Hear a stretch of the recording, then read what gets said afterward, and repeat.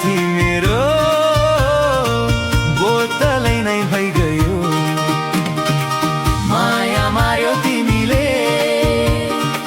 मलाई छोडी गयो, अब त साथी मेरो